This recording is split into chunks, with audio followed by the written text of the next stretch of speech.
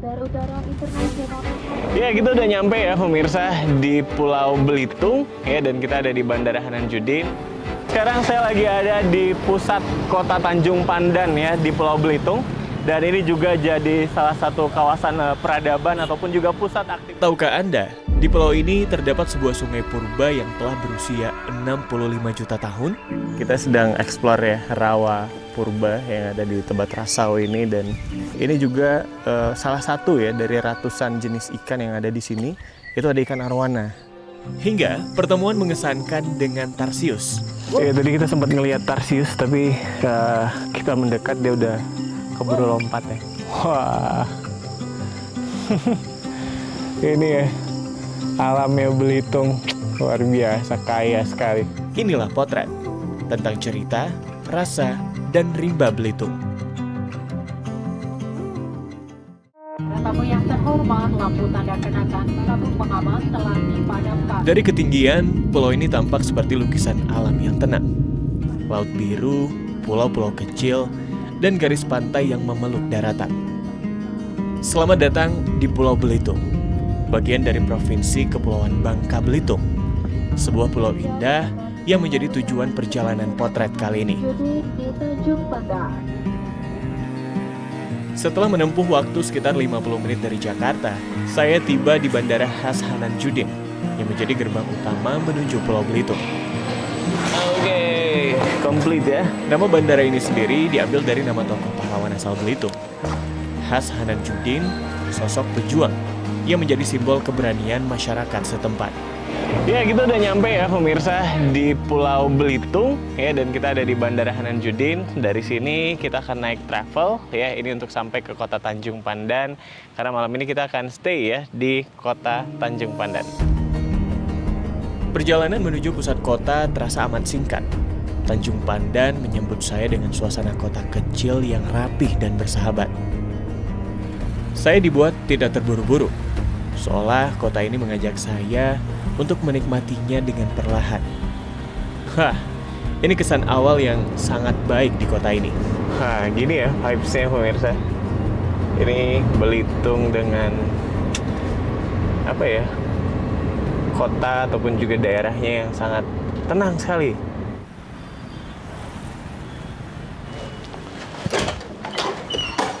Hai pemirsa, ini saya sudah ready buat kita explore. Kita udah letakin barang-barang di tempat kita menginap di daerah Tanjung Kelayang, dan sekarang waktunya kita untuk explore Pulau Belitung dan juga kota kecilnya yaitu Tanjung Pandan. Kita mau lihat nih seperti apa ya keseruan di sini. Yang kalau tadi kita lihat sangat slow living banget, tenang begitu ya, dan kita mau coba kulineran kali ini. Let's go. Tanjung Pandan bukan hanya sekedar pusat pemerintahan. Kawasan ini menjadi pusat peradaban aktivitas masyarakat Belitung sejak masa lampau. Dan hingga hari ini, denyut kehidupannya masih terus terasa. Dari sinilah jejak sejarah bertemu dengan kehidupan masa kini. Di sini berdiri sebuah bangunan peninggalan Belanda dengan jam besar berbentuk bulat di bagian atasnya. Jam ini bukan sekadar penanda waktu, melainkan saksi sejarah yang pada masanya menjadi acuan bagi para pekerja tambang timah di kota ini. Ada juga ikon lain, yaitu Bundaran Batu Satam. Ini memiliki nilai sejarah dan filosofi tersendiri.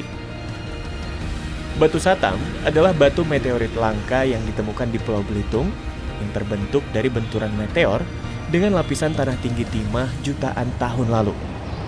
Menjadi simbol kekayaan alam sekaligus identitas masyarakat Belitung.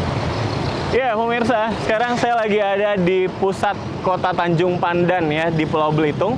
Dan ini juga jadi salah satu kawasan peradaban ataupun juga pusat aktivitas masyarakat dari zaman dulu bahkan sampai hari ini ya.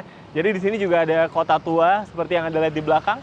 Ini ada sebuah bangunan Belanda yang di atasnya itu ada jam gede atau jam bulat ya. Ini jadi penanda bahkan di masa lalu ini menjadi penanda waktu ya bagi para pekerja timah yang ada di kota Belitung, atau memang dulunya ini disebut sebagai Pulau Timah begitu ya. Dan di sini juga ada namanya Batu Satam yang jadi bundaran. Ini juga salah satu ikon yang punya banyak cerita sejarah yang sangat menarik ya untuk kita telusuri. Setiap sudut kawasan ini menyimpan cerita, menelusuri perjalanan panjang Belitung dari masa lalu hingga hari ini. Sebelum menjelajah lebih jauh, saya ingin mengajak Anda rehat sejenak, mengunjungi sebuah warung kopi sederhana yang cukup ikonik di Belitung. Kalau Anda adalah pencinta kopi, ini kopi yang sudah sejak dulu ada, bahkan sebelum Belitung ini dikenal luas sama dunia. Nah di sini, ini katanya kopinya sudah ada sejak tahun 1943. Kopi Kongji. Yuk kita lihat ke dalam. Tak ada mesin kopi modern, karena yang membuat kopi ini spesial adalah cara meracik kopi yang nyaris tak berubah sejak dahulu. Racikan bubuk kopi dimasukkan ke dalam kain saring, lalu diseduh dengan air panas mendidih secara perlahan, sehingga menghasilkan kopi yang kental dengan aroma yang kuat. Membuat rasanya begitu khas sekali. Warung kopinya otentik sekali, pemirsa. Oh wah, ini kopi pancung ya Bu ya? Iya. Kopi susu. Bu makasih. Nah ini nih pemirsa. Jadi yang otentik ya di warung kopi ini, Kongji. Ini kopinya, ini udah diramu sedemikian rupa, punya racikan tersendiri. Dan ini ditambahin susu. Nanti kita akan cari tahu lebih banyak ya tentang kopi yang udah ada sejak puluhan tahun lalu ini. Di Belitung, budaya ngopi sudah lama menjadi bagian penting dalam kehidupan sosial masyarakat. Menjadi tempat berkumpul, bersosialisasi, dan bertukar cerita. Segelas kopi yang menyatukan berbagai latar belakang warganya yang berbeda-beda. Kopinya strong sekali. Ini memang kopinya mereka produksi sendiri ya katanya pemirsa. Dan punya cita rasa yang khas ya, kopi Kongji. Enak.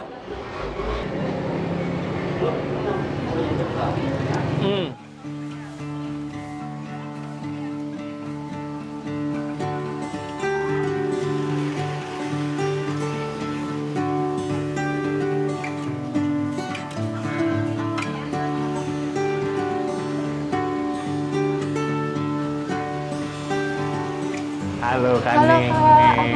Kaning nih, makasih banyak nih. Tadi aku udah rasain kopi racikannya kakak di Kongji, luar biasa ya. Nah pemirsa ini nih, apa ya kalau sekarang sih bilangnya barista ya, atau orang yang ngobatin kopinya. Jadi aku penasaran Kak, tadi kan udah ngerasain langsung ya kopinya kayak apa, dan pengen tahu nih, apa sih mungkin resep dibalik kenikmatan segelas kopi Kongji yang ada di sini. Kopi Kongji ini tuh kopinya memang terbuat dari kopi Lampung. Terus yang mengelolanya itu Bangka Belitung. Yang benar itu Belitungnya. Terus kopinya itu dia robusta sama arabica di mix kayak gitu. Makanya banyak orang bilang tuh kopinya kayak enak gitu, Bang. Iya. Katanya, kedai ini dulu menjadi tempat singgah para buruh tambang timah melepas lelah setelah seharian bekerja.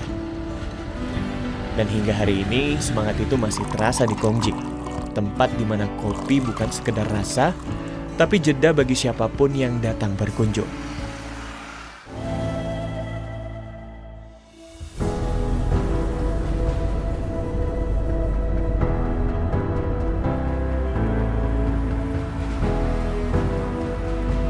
Dari kota Tanjung Pandan, saya menuju Desa Lintang, Kecamatan Simpang Renggiang, Kabupaten Belitung Timur. Mengunjungi sebuah rawa, Sungai Purba yang katanya sudah berusia lebih dari 65 juta tahun. Perairan sungai alami yang sejak dulu menjadi bagian penting dari kehidupan masyarakat Belitung. Menjadi nadi kehidupan dan dijaga dengan penuh kesadaran.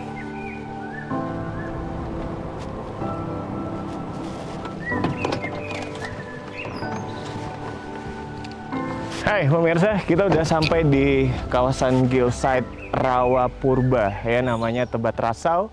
Ini ada di Belitung, dan sekarang kita sudah sampai di lokasinya, mau ketemu sama pengelolanya, ada Pak Nasidi. Yuk.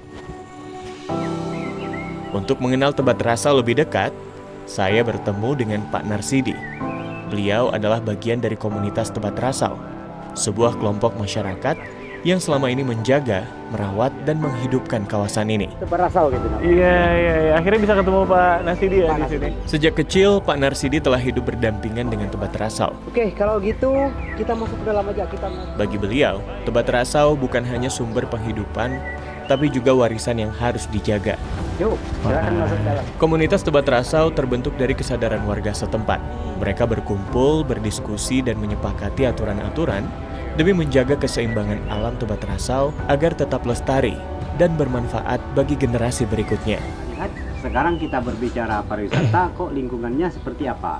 Jadi kalau di sini ada berapa banyak kelompok masyarakat yang mengelola Tebet Rasau, Kalau di komunitas kita ini ada 36 orang anggota, termasuk dari pemuda dan tokoh-tokoh tua juga gitu ikut dalam kelompok ini, komunitas ini.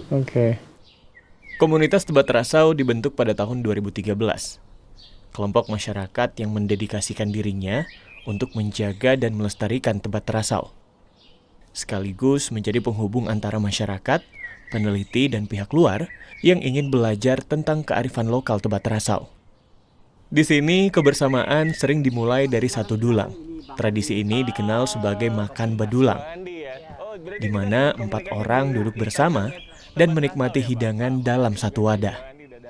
Sekarang kita selesai ngobrol kayak gini, lebih kita makan aja langsung. Makan berulang. Jadi kita baru nyampe, belum kenal-kenal amat juga udah dibuatin yang macam-macam ya. Wah, jadi ini namanya makan bedulang. Makan bedulang. Oke. Kita itu diharuskan sebenarnya 4 orang per dulang gitu. Oke. Nah, tapi ini hidangan yang terdiri dari rempah-rempah di sini kayak kunyit, lengkuas, macam-macam. Kalau ini apa, Pak? Itu tumis paku pakis. Kita tumis seperti itu untuk jadi lauk makan. Berarti namanya kalau bahasa lokalnya apa? Iding-iding. Iding-iding. iding. Ini sayuran dari Hutan. hutannya kita ya, Pak. Menu yang tersaji pun berasal dari alam sekitar. Dimasak dengan racikan rempah khas Belitung yang sebagian besar ditanam dan diberdayakan sendiri oleh warga. Kita akan segera explore susur sungai. susur sungai purba yang cukup ikonik ya di Tebet Rasau, dan kita akan lihat seperti apa keseruannya. Kita langsung bisa mulai sekarang, Pak? Oke, Ya. boleh. Kalau ini berarti yang tadi Bapak cerita ya? Iya, cottage. Cottage yang udah. ya kami bikin itu. Jadi ini ada berapa cottage, Pak, kalau di sini? Kalau di sini kita itu ada 3 cottage sih yang kita bikin. Misalnya seperti ada peneliti Oke. atau anak-anak sekolah pengen nginap di sini, ya kita siapkan di situ. Gitu. Oke, sekarang kita akan menyusuri Sungai Purba Tebet Rasau. Alirannya sampai ke Sungai Lenggang, melintasi setidaknya 3 kecamatan, yaitu Dendang, Renggiang, dan Gantong. Saya di depan sini, Bang Ande. Nah, di depan. Oh ya, nama Tebet Rasau sendiri diambil dari bahasa daerah setempat. Tebat yang berarti genangan air, dan rasau yang merupakan tanaman pandan rawa yang tumbuh subur di kawasan ini. Tebet Rasau terbentuk dari pergeseran sesar kawasan Sundalen pada pertengahan Neozoikum atau zaman kehidupan baru sekitar 65,5 juta tahun yang lalu. Membentuk bidang datar luas yang disebut rawa reotripik, rawa basah yang sangat subur dan menyimpan kekayaan alam yang luar biasa.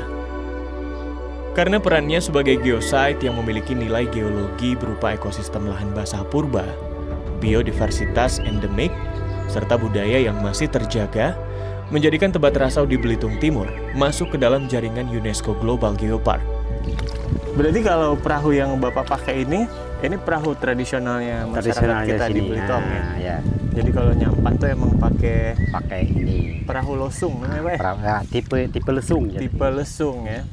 Dari satu pohon kayu dibelah 2, kemudian dilobangin seperti ini. Oke. Itu udah berapa lama nih Bapak pakai? Ini perahu ini udah kita pakai ini udah 5 tahun ini. 5 Udah masuk tahun. 5 tahun ya. Oh. Masih bisa nih digunakan. Kenapa bentuknya gini? Supaya enak kita masuk misalnya di sebelah jalur yang sempit itu sih. Jadi menyesuaikan ya. Menyesuaikan. Jadi itu ya pemirsa, ini kenapa perahu-perahu yang digunakan oleh masyarakat ini nelayan-nelayan di sini juga seperti Pak Rasidi dan kawan-kawan, ini perahunya sangat kecil karena yang dilewati juga sesempit ini ya.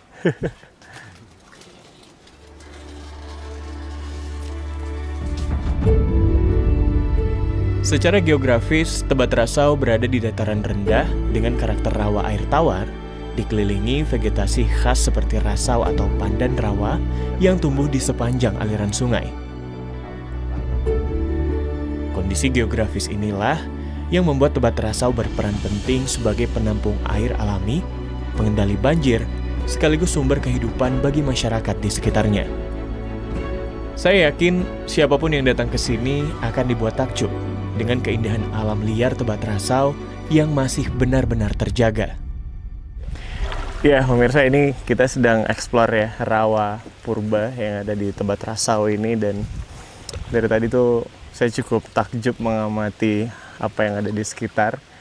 Dan ya benar ya, tadi Pak Rasidi juga sempat bilang bahwa ini benar-benar jadi nadi kehidupan bagi masyarakat yang ada di sekitar sini, karena ketika ini rusak maka semua kehidupan masyarakat yang ada di sini juga akan terganggu. Jadi sangat penting ya untuk menjaga kelestarian, sembari memang Tebat Rasau ini juga semakin kesini kita doakan ini bisa terus maju ya pariwisatanya. Nih, ini tergolong rumput baru, Bang. Jadi ini munculnya kita lihat di tahun 90-an gitu, mulai munculnya. Jadi ini invasif bagi kami gitu ya, bisa menutupi dari wilayah sungai gitu. Wah. Nah, kalau misalnya dia mengapung gini, udah kita lihat kan banyak ini sampai puluhan meter mengapung di atas air. Kalau dia udah mati, udah rapuh, dia tenggelam. Jadi untuk mempercepat pendangkalan sungai itu ini salah satunya. Oke. Di sepanjang aliran sungai ini, vegetasi didominasi oleh tumbuhan rasau atau pandan rawa yang berperan penting sebagai penahan tanah sekaligus penyaring alami air sungai. Nah, pemirsa, di Tebat Rasau ini juga salah satu ya dari ratusan jenis ikan yang ada di sini, itu ada ikan arwana. Nah, Tebat Rasau memiliki luas sekitar 8.040 hektar, menjadi rumah dari 132 jenis ikan, termasuk ikan arwana dan puluhan jenis tumbuhan rawa, yang hampir seluruhnya dapat dimanfaatkan secara bijak. jadi kalau ngelihat Tebat Rasau nih ya Pak, seberapa penting sih Pak Tebat Rasau ini buat kehidupan masyarakat yang ada di Belitung, khususnya Bapak ya, dan masyarakat lainnya di sekitar sini? Jadi kalau menurut kami dari komunitas, bahwa keberadaan Tebat Rasau ini secara komunitas dan keberadaan dari nilai sungainya gitu, ini sangat penting sekali. Karena kenapa aku bilang penting? Pertama, tempat mata pencarian kita itu di sini. Kita mencari ikan untuk penopang kehidupan. Walaupun istilahnya dikatakan nelayan itu di sini nggak terdaftar gitu. Nggak ada nelayan, terkecuali nelayan laut misalnya. Nelayan sungai nggak ada. Tapi kami ini nelayan. Kawasan ini juga dihuni oleh berbagai satwa liar, seperti burung air, ragam jenis reptil seperti ular air, hingga sang predator puncak, yaitu buaya.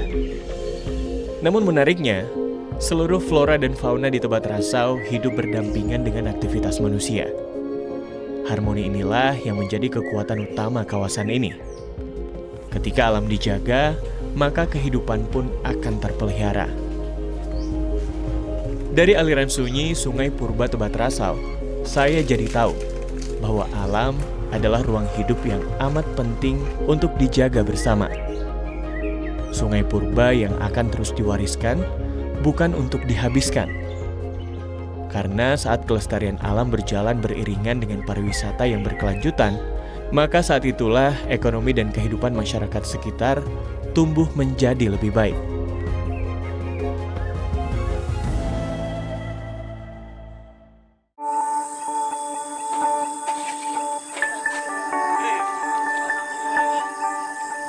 Ya, kita masih di Tebat Rasau dan malam ini masih bareng Pak Rasidi dan juga Bang Andi. Kita akan lanjut lagi explore ya. Kali ini kita mau bertemu dengan salah satu primata terkecil di dunia yang juga menjadi ikon di Belitung ini. Khususnya ini juga bisa kita lihat di kawasannya Tebat Rasau di Desa Lintang. Dan malam ini mudah-mudahan nanti kita bisa ketemu ya sama Tarsius. Ini masih bareng sama Pak Rasidi dan juga Bang Andi. Nah, di sini kita akan mungkin agak sedikit mencari ya, karena kita harus cahayanya harus bisa fokus ya Pak, mencari, jadi agak atur jarak dan mudah-mudahan kita bisa beruntung. Tarsius itu biasanya dikenal di Indonesia Timur. Dia menjadi ikonnya fauna Manado, Sulawesi Utara. Di situ dia wilayah konservasinya ada di Batu Putih Tangkoko, sama kalau di Filipina dia jadi lambang negara. Namun keberadaannya di Belitung menjadi temuan yang amat menarik secara ilmiah. Tarsius diduga sebagai hewan purba yang masih bertahan hingga hari ini. Alam di sekitar Tebet Rasau memang kaya. Tak hanya tarsius, berbagai satwa liar hidup berdampingan di kawasan ini. Mencari tarsius bukan perkara mudah. Ia adalah satwa liar nokturnal, sensitif terhadap cahaya, dan sangat mudah stres.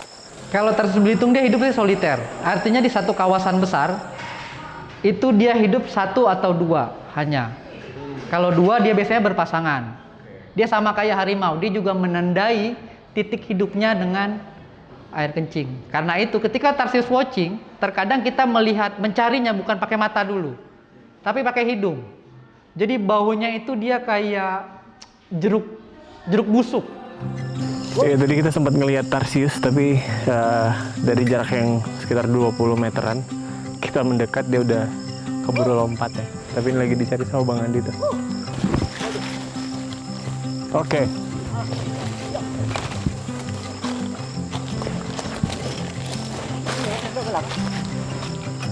Pemirsa, akhirnya ya setelah lebih dari setengah jam, mungkin hampir sejam, kita bisa ketemu nih ya primata mungil yang lucu sekali. Wah, ini langsung ya di habitat aslinya dia. Luar biasa. Ya, inilah Tarsius Belitung, primata terkecil di dunia yang menjadi penjaga alami hutan-hutan sekunder Pulau Belitung. Ini ya, alamnya Belitung luar biasa, kaya sekali.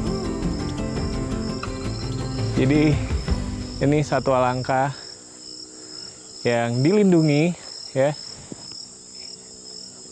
yang ada di Belitung dan jadi ikonnya ya.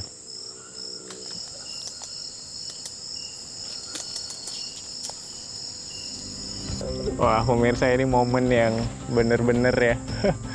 Kesempatan yang nggak tahu bisa datang kapan lagi, ngelihat tarsius langsung di habitat aslinya di Belitung. Makasih ya Pak Nasidi dan Bang Andi. Tarsius di Manado lebih kecil dibanding tarsius yang ada di Belitung. Yang di Belitung ini dia spesies yang terbesar, yang lebih besar dibanding yang Manado. Kemudian pola hidupnya berbeda. Di Manado dia hidup berkelompok. Jadi dia ada ibunya, bapaknya, plus anak-anaknya. Nah kalau di Belitung dia soliter sendiri. Yang pertama, jangan pernah coba untuk pegang tarsius. Itu satu. Yang kedua, kalau bicara kita wildlife, kita tarsius watching malam, gitu ya kan ada beberapa jenis center. Ada putih, kuning, merah. Begitu. Lebih baik merah.